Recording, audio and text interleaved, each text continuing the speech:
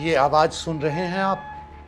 दरअसल यह सायरन की आवाज़ है जो कुवैत शहर में सुनाई पड़ रही है। यहाँ अभी-अभी ईरान ने मिसाइल से हमला किया है, जिसे रोक दिया गया और उसके बाद यहाँ सायरन बजने लगे। यह अमेरिका, इजराइल और ईरान के बीच युद्ध का छठा दिन है। अमेरिका, इजराइल और ईरान रात भर एक दूसरे पर हमला करते रहे हैं। ईरानी सेना ने गुरुवार को कहा कि देश की वायु रक्षा प्रणालियों ने इजराइल के हर्मेस ड्रोन को मार गिराया है।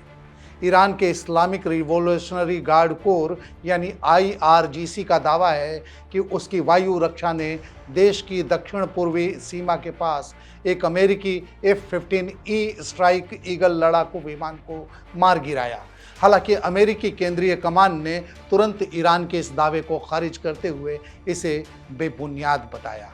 IRGC ने कहा है कि उसने गुरुवार तड़के तेल अवीव के साथ साथ बेन गुरियन हवाई अड्डे और इजरायली वायुसेना के 27वें स्क्वाड्रन की ओर मिसाइलें दागी, जबकि इजरायली सेना ने कहा कि उसकी वायुसेना ने ईरान के एक भूमिगत बैलिस्टिक मिसाइल स्टोरेज, विमान रोधी मिसाइलों के स्टोरेज और लंबी दूरी की बैलिस्टिक मिसाइलों की लॉन्च साइट पर हमला किया है।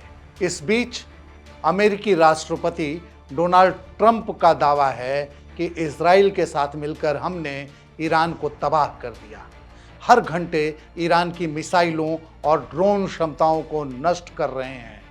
जैसे ही वे मिसाइल दागते हैं, 4 मिनट के भीतर ही लॉन्चर पर हमला हो जाता है। उन्हें पता ही नहीं चलता कि क्या हो रहा है।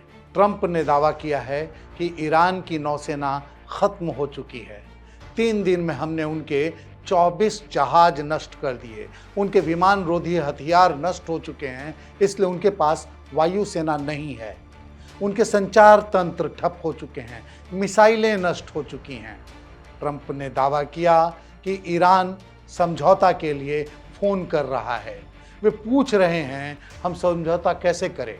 मैंने कहा आप थोड़ी देर कर चुके हैं। इसके बाद ट्रंप ने कहा एक बार फिर मैं ईरानी क्रांतिकारी गार्ड, सेना और पुलिस के सभी सदस्यों से अपने हथियार डालने का आह्वान करता हूं। न्यूयॉर्क स्थित संयुक्त राष्ट्र में ईरान के मिशन ने इस पर टिप्पणी करने से इनकार कर दिया है।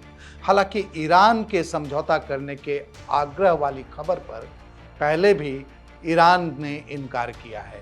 ईरान का साफ कहना है कि हमने समझौतों की कोई बात नहीं की। इस बीच ट्रंप ने एक बार फिर वेनेजुएला में अपनी भूमिका का उदाहरण देते हुए कहा कि ईरान में अगर किसी को अगुवाई सौंपी जाती है तो उसमें ट्रंप से भी राय ली जानी चाहिए, जैसे वेनेजुएला में ली गई। ईरान में शांति बहाल के लिए यह ज़रूरी है। इस खबर में फिलहाल इतना ही। देश और दुनिया की बाकी खबरों के लिए देखते रहिए India.com।